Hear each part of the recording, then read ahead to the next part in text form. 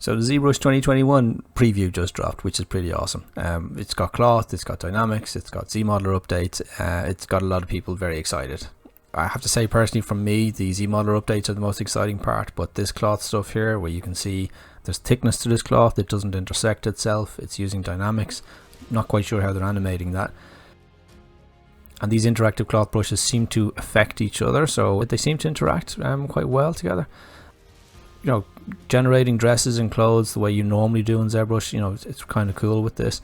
Having said that, it's not quite marvelous designer quality. You can see here that some of this stuff, there's no weight behind certain folds. The folds are very regular, and the folds look very similar to each other. There's, you know, it's not quite marvelous designer quality.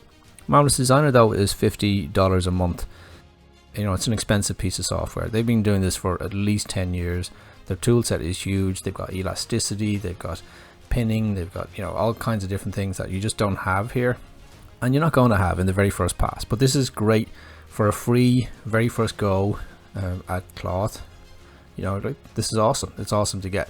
There's a few people talking about Pablo Dobarro and how this is, you know, stealing from him and copying from him and the Blender Foundation, but I have to say, cloth doesn't happen overnight. You know, it's a bit naive of anybody to think, oh, they just saw that thing that he released a month or so ago and then decided, oh, well, we're just going to put it in ourselves.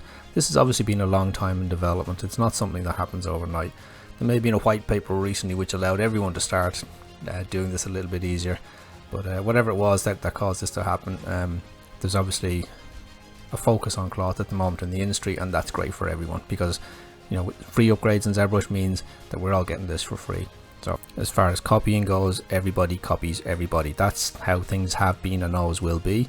ZBrush has, you know, traditionally been the outlier there. They tended to be the ones that people copied rather than they copying somebody else. But like I said, it's not really copying. It's just they're generating cloth brushes. They've had brushes around for sculpting things for a long time. These are just a new set of brushes, but it's something that's really needed but in the community because of the exorbitant price of Marvelous, which is kind of out there on its own as the only piece of software that people tend to use to do professional looking cloth. So while this isn't Marvelous Designer, it's a great intro, and I think there's going to be a lot of people very happy that their cloth solutions are going to be that little bit easier as a start point.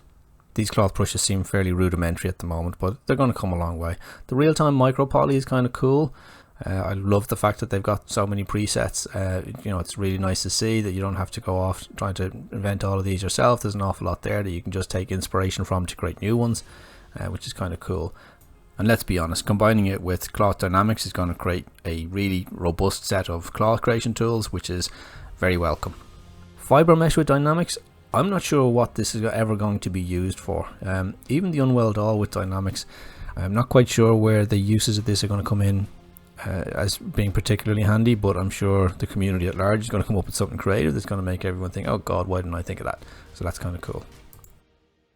The Nanomesh improvements are kind of nice, but you know, again, not hugely useful. It's not as exciting as some of the other updates, although it is always good to have, so, you know, happy enough to get them. It was always possible with Nanomesh to make multiple copies and put them on planes. If you had several planes as one object and put Nanomesh on that, then you'd have instances all the way around your object. So as you edited your base one, you would update all these instances. So this is more an improvement in the visual description of how you actually edit this, rather than a huge step forward, because it's basically, you could always edit them. This appears to be just making it that little bit easier to see what you're doing. And now this is the one that excites me. This is the ZModeler update. You know, I'm a big fan of ZModeler. I use it for nearly every project I work on.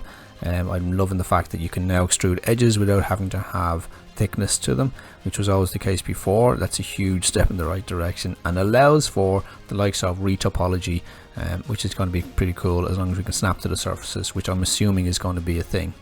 There are existing retopo tools in ZBrush, the likes of ZRemesher, which is pretty automated and very little control, and then you've got the likes of the Z-spheres, which, you know, can be a little bit clunky. If, you know, given the option to retopo in Maya, Blender, Max, any of those other apps, Topo Gun, you're obviously going to go with them first. But if this actually allows for extruding of edges and snaps to the surface, and actually snaps points and welds them together as it's doing it, well then, why leave ZBrush from now on? You just do the whole lot in there, including detailed retopo. So this is really exciting if this is what I think it is or what I'm hoping it is. So looking forward to seeing this. So inset Polygroup has always been there for the ZModeler, so I'm not quite sure what the new stuff is here. Maybe it's the fact that when you use this brush you can get an automatic extrusion of the new polyloops that are generated on the outside. I'm not quite sure, but I'm sure it'll make sense once they release it and show us what it is. Dynamic thickness is kind of cool. Happy enough with that. That's great. It's good to see a preview before you actually commit to stuff. And from here on in it seems to be mostly speed improvements, so they're always welcome. The live boolean, this looks like a live boolean operation, or just editing something with like 90 million polygons, which, you know, it seems more reactive, which is kind of cool. The save image as a GIF is kind of mind-blowing. I'm not quite sure how this works. The fact that they gave this out with the ZBrush Mini as a feature, it was kind of, everyone was just looking at it going, what's going on here, like. But and it's not even that they're saving in the GIF format. It's also as a PNG, so it's not like they're hiding 3D content inside the GIF format. I don't know what they're doing there. So, but yeah, no, that's really interesting and a nice way to share artwork. I have noticed that all the stuff that's been shared that way has been very simple looking stuff, so I'm not quite sure whether that's a result of the compression or the color range or whatever it is that you get in GIFs. So, but you know, it's not a feature that you'll use an awful lot, but it's kind of cool to have and to be able to share files that way.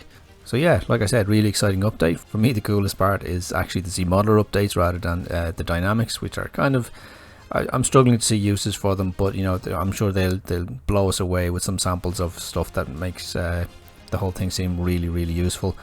So once again, thank you Pixelogic for delivering yet another free update to everyone. I still can't believe I bought this 14-15 years ago and have been getting free updates ever since. It's absolutely awesome.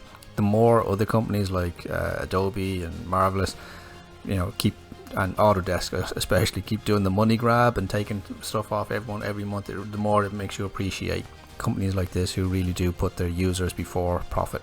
So yeah, really, really grateful, and it instills an awful lot of loyalty among a user base, so absolutely to be applauded. So let me know what feature you're most looking forward to. Is it the cloth dynamics? Is it the ZModeler brush? I'd love to hear what the general impression is. Absolutely can't wait for this new release. Hope you're all looking as forward to it as I am. Alright, cheers, bye.